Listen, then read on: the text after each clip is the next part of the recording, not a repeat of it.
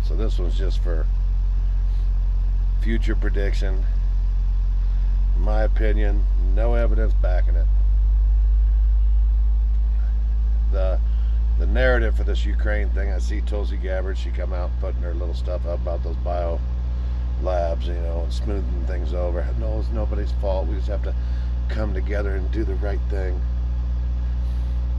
I always said, man, this girl, she says everything perfect. Everything seems so moderate and so reasonable. She could take Trump voters. She could take Dem voters. She's cute. She's a former service member.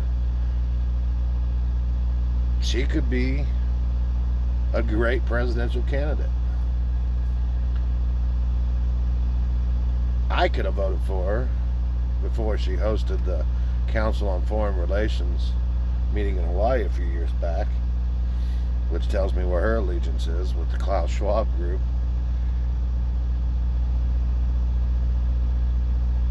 But this narrative in Ukraine will fall apart.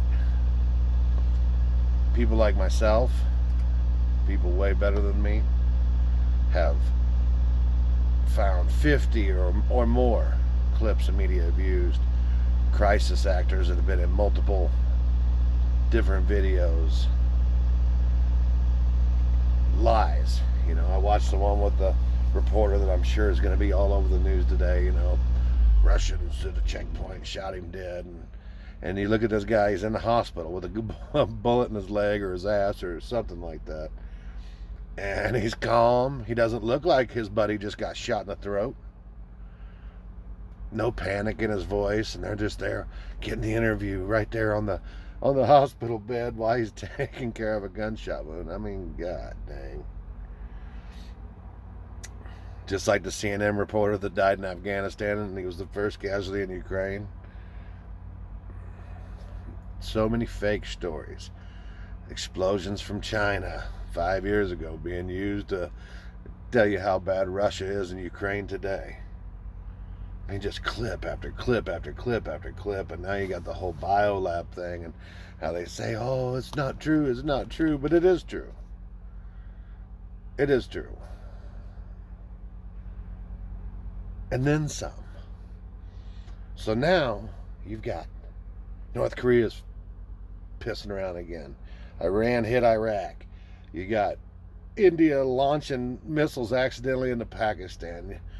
Somebody hit Israel the other day, but I don't remember who that one was. Wars, rumors of wars. They're going to have this thing spread. There's going to have to be another conflict.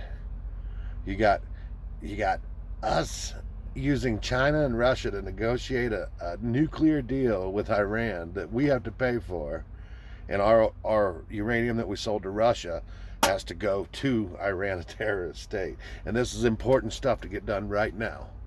Right now, we have to get this taken care of right now. Iran needs their money, or our CIA needs their money. I don't remember which one. Yeah, I'm not really sure. But I suggest there'll be a new war, a new attack. It'll be in another country. We're going to have to take attention off of Ukraine, and it's going to be wall to wall. This thing, that thing, the next thing, another thing. We'll forget all. And then, oh man, we're going to have to bring back pandemic. But since the Rona's washed out, Pfizer's getting ready to roll out their new shot. And let's pretend like 200 million people went and got their first 2 or 3 shots. I bet you're going to be hard-pressed to find 20 million people to get the 4th shot. People are catching on all over. There's a few people that are still, oh, we just got to get it. We got to do whatever they say. No matter what they say, they're going to run and do it. I mean, there's always that crowd. Always that crowd that just needs to be told how to live. Always that crowd that loves to be afraid for their life. There's always going to be that crowd. There's nothing you can do about it. They're going to exist till the end of time. But they've already seeded this hemorrhagic fever in China. But don't worry, it's spread by rats and it can't spread to humans, but it did. Somehow it did. And that was right before the Olympics. So I thought hemorrhagic fever would be the next one. If they gain a function 1, they gain a function anything they could. They'll blame Russia for blowing up one of these labs or whatever, man. Taiwan's got them too. China hits Taiwan and, oh no, they released this, blah, blah, blah. Smallpox.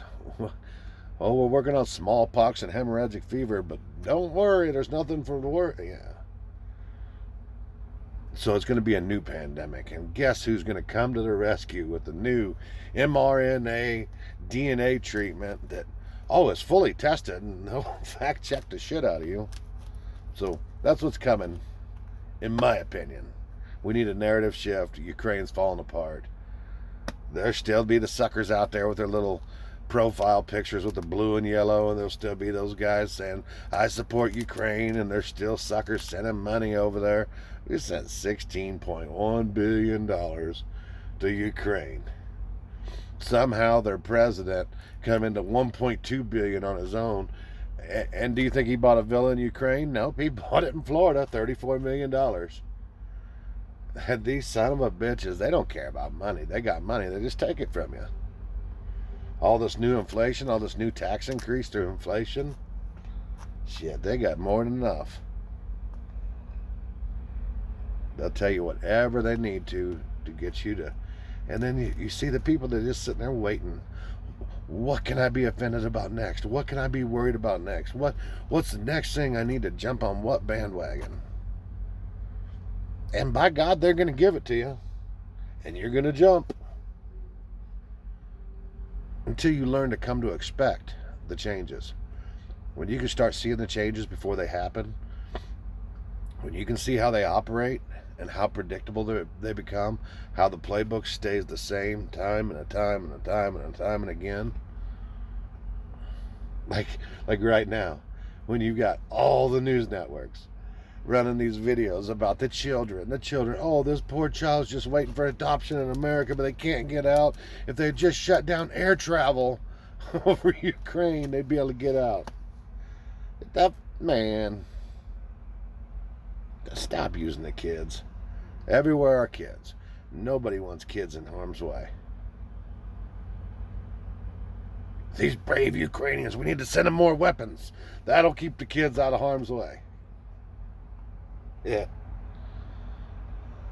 The second or third most formidable army, military in the world. We're obviously number one, and who knows, China, Russia, 2 and 3. One of them. You're telling me that if we just send a bunch of our weaponry to Ukraine, to untrained soldiers, they're gonna defeat the Russian Empire. Yeah, no kids will get damaged in that. It's like, yeah, you could probably beat a world-class boxer. Oh, that heavyweight MMA star? Yeah, you got him. Yeah, just do some push-ups real quick and you'll be good. Come on, people. What are they hiding? And how many are they willing to sacrifice to get what they need? That's the question. They don't care how many have to die. They don't care how many have to suffer. Tell them, boo-boo. So, incoming narrative switch, that's my guess. How long? How much longer can they suck this Ukraine thing? I say less than 10 days. Let's give it 8. Let's say 8 days. So, what's that? The 22nd? 3/22? Skull and Bones Day? That's my prediction.